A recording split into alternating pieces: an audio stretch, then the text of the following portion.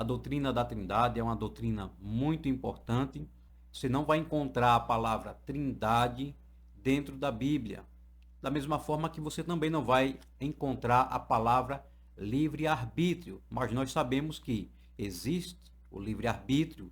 Deus ele deu ao homem o livre-arbítrio. Por isso que Adão e Eva eles pecaram, eles caíram lá no Jardim do Éden, porque eles utilizaram o seu livre-arbítrio. E embora nós não encontremos essa palavra Trindade dentro da Bíblia Sagrada, nós vamos ver que Trindade tem um significado de três, ou quando nós vemos aqui Deus é triuno, ou seja, são Pai, Filho e Espírito Santo, três pessoas, mas uma distinta da outra. Veremos aqui no decorrer da lição que o Pai, ele não é o Filho não é o Pai, e o Espírito Santo também não é o Filho e nem é o Pai. Cada uma das pessoas assume a sua personalidade. O Pai, ele é diferente do Filho, e o Filho é diferente do Espírito Santo. Porém, são três pessoas distintas, só que em essência um único Deus. 1 João, capítulo 5, o versículo de número 7 vai dizer: porque três são os que testificam no céu: o Pai, que é Deus, a Palavra, que é o Filho, Jesus, e o Espírito Santo. Aí ele conclui dizendo: estes três são um. Então, este aqui é um dos versículos que mais deixa claro a doutrina da Trindade, quando ele diz que três são os que testificam no céu: o Pai, a pessoa do Pai, a Palavra, a pessoa do Filho, e o Espírito Santo. São três pessoas.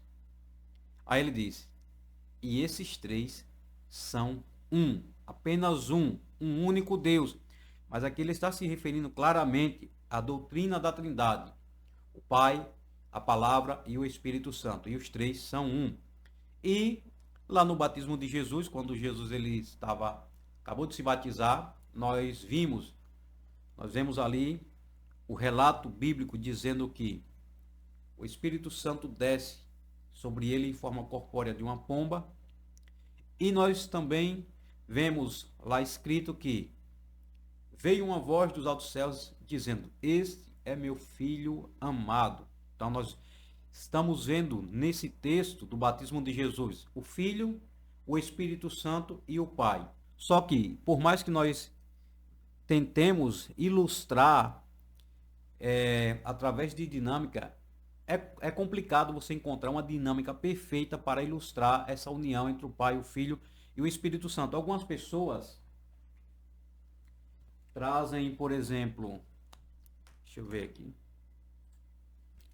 acho que vai dar para ver. Trazem, por exemplo, o desenho de um triângulo, como vocês podem ver, onde nós estamos vendo aqui apenas um triângulo, mas ele tem três partes. Então é como se uma parte fosse Deus, ou seja, o Pai. Uma parte é o Pai, outra parte Filho e a outra parte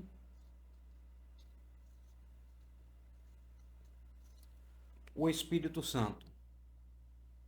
Então são três partes, mas que formam uma única peça, que é o triângulo. Outras pessoas também dão a ilustração de um ovo, onde tem a sua parte de fora, que é a casca. Isso aqui é apenas ilustrações simples para você, se você quiser levar para a sua classe. Claro que Deus está muito além desses exemplos aqui, mas é uma forma de você apresentar para trazer mais clareza para a sua classe. A casca poderia ser o Pai. Dentro nós temos o que? Nós temos a gema e também tem uma parte que é a clara, né? Então, A clara poderia ser o filho. E a gema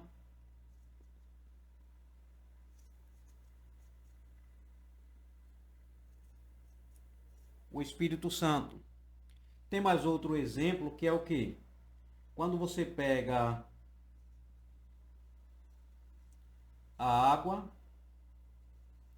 digamos que aqui é a água no seu estado líquido, nós temos a água no seu estado sólido, que é o gelo, e nós temos a água no seu estado gasoso.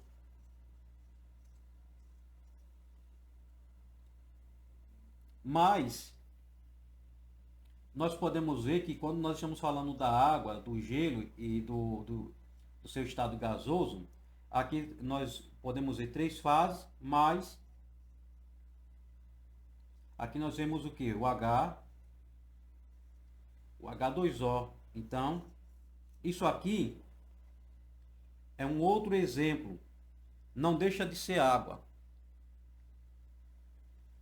mas ela tem essas 3 formas de apresentação. Nós podíamos considerar aqui uma forma como o Pai, uma forma como o Filho e uma forma como o Espírito Santo. Aqui são apenas simples exemplos que você pode ilustrar. O triângulo, o ovo. Alguns dão o exemplo também da maçã. Tem a casca, tem a polpa e tem a semente. Que são mais quando você vai dizer assim, me deu uma maçã. A maçã é o todo. Mas se você parte a maçã em 3 partes,